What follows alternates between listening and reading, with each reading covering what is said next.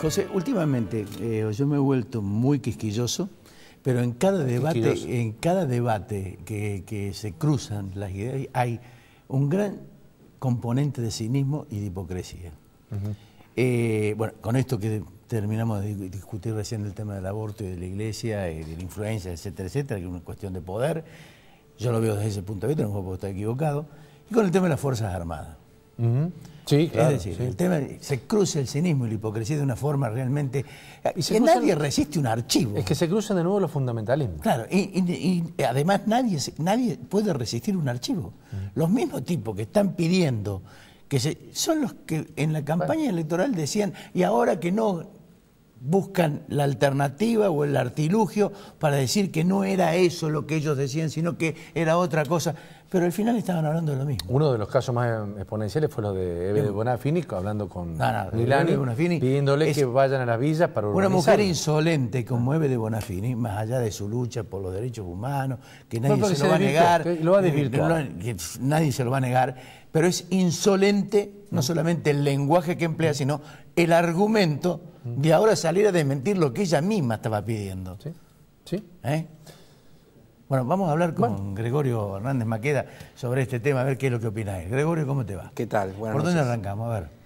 No, lo primero es que el presidente de la Nación es el comandante en jefe de las Fuerzas Armadas. Sí, señor. Así lo define el artículo 99. La segunda competencia que él tiene es a dictar reglamentos sobre las leyes, siempre y cuando, ¿cuál es la condición que pone la Constitución?, no alteren el espíritu de las leyes. Este decreto, para aquellos que lo hayan leído, y si no lo han leído, les sugiero que lo lean, está en el boletín oficial, en internet, es muy corto y realmente se puede entender por cualquier persona, no hace falta ser abogado. Ese decreto lo que establece es que las Fuerzas Armadas van a poder brindar apoyo logístico a las fuerzas de seguridad y en especial a la Gendarmería en aquellas zonas de frontera para temas que tengan que ver con la seguridad nacional, la seguridad interior. Esto de ninguna manera tiene que ver con lo que proponía Massa del Frente Renovador, que era usar a las Fuerzas Armadas para reprimir el delito de narcotráfico a la par de las fuerzas de seguridad. Primera cuestión que hay que distinguir. Esta es una distinción conceptual que no es menor, porque no es que son dos propuestas similares, son absolutamente distintas. La propuesta de Massa, para que todo el mundo sepa, es lo que se hizo en México. En México, en 2006, cuando gana Felipe Calderón, él ordena a las Fuerzas Armadas la represión del narcotráfico en territorio nacional. ¿Por qué? Porque la policía está absolutamente corrompida y no le respondía para esos fines. ¿Qué pasó? Un tendal de muertos y de sangre con más de 100.000 muertos, violaciones masivas de los derechos humanos. Esos 100.000 muertos, hay un porcentaje de desaparecidos y otros, el 75%, que eran ajenos al conflicto, es decir, gente inocente, ciudadanos comunes. Bueno, eso es un desastre, que eso es lo que propone Massa.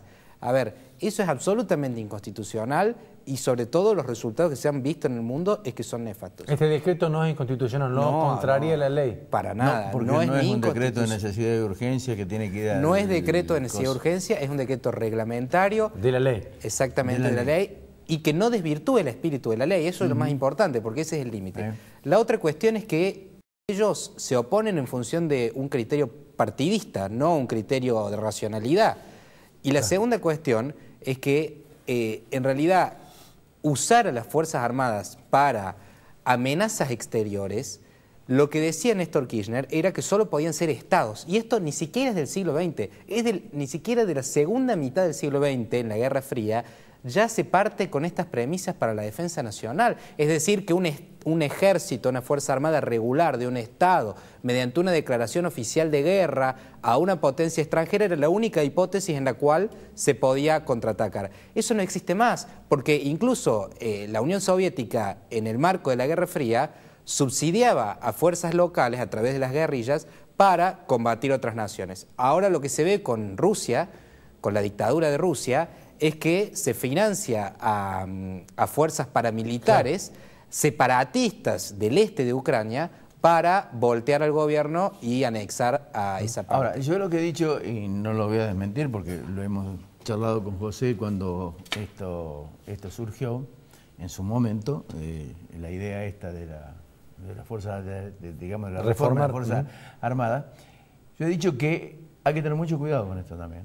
Y hay que tener mucho cuidado porque, digamos, la desestructuración de la sociedad en este momento, producto de los grandes niveles de pobreza y la posibilidad de conflictos sociales, es un hilo muy delgado que se puede cortar precisamente con alguna intervención extemporánea de las Fuerzas Armadas. Claro, en eso yo coincido con vos, Ricardo.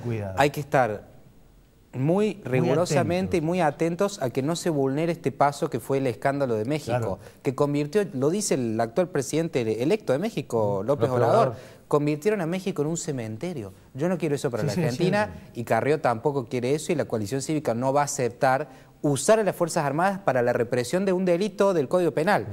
Ahora, ¿por qué no se va a poder usar un Hércules para trasladar a personas en situación de vulnerabilidad en función de esta ley? Esto es un anacronismo absoluto. El temor, de todos modos, claro, por lo menos los que han mostrado en la oposición, o se han mostrado en la oposición, hablan de este temor vinculado a el pasado, ya no tan reciente, pero que suena reciente, de la dictadura. No, no tiene nada que ver.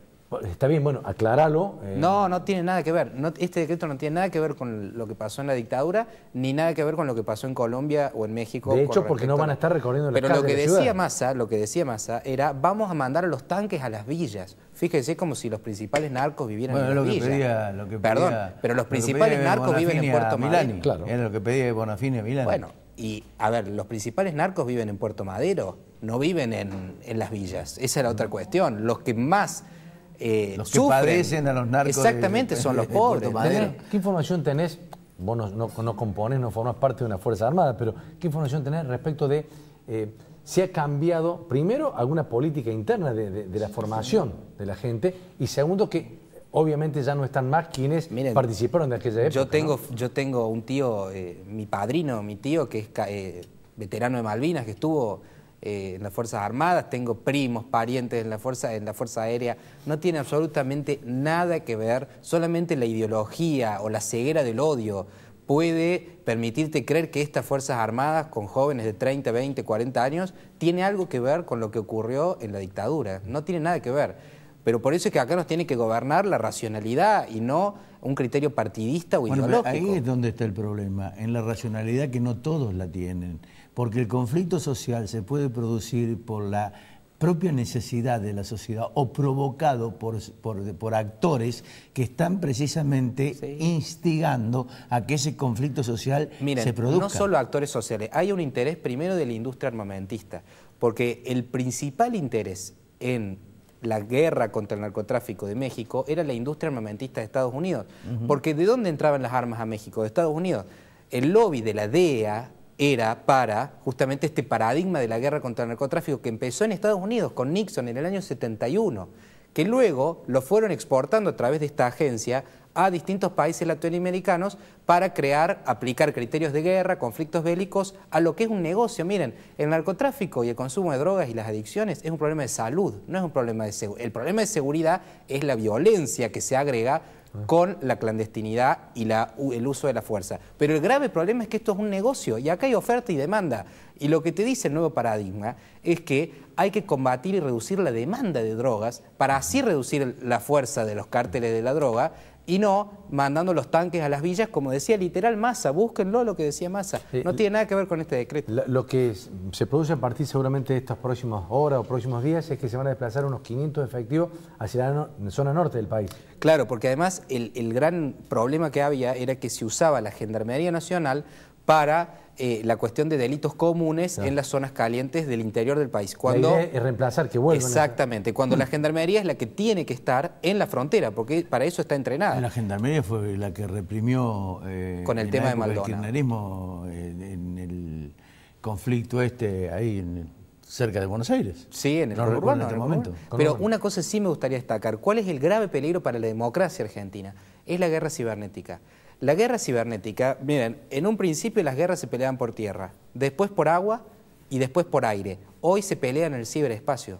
Entonces, un ataque cibernético como el que sufrió la campaña de Hillary Clinton, que en realidad no era contra Hillary, era contra la democracia norteamericana, tan propiciadas por el Kremlin para producir, se llaman medidas activas. Lo ha hecho Estados Unidos también, con Nicaragua. Son medidas activas para propiciar cambios de regímenes o cambios de gobierno que sean afines a los intereses de una potencia extranjera. Nosotros hoy estamos en una situación de vulnerabilidad absoluta con un ataque cibernético a una potencia extranjera. Podría serla cualquier dictadura que esté en contra del gobierno de Macri, por ejemplo Venezuela, podría intervenir hoy en nuestro proceso electoral para cambiar. ¿Sabe cuánta plata puso Rusia, los servicios de inteligencia, la KGB y demás para la victoria de Trump?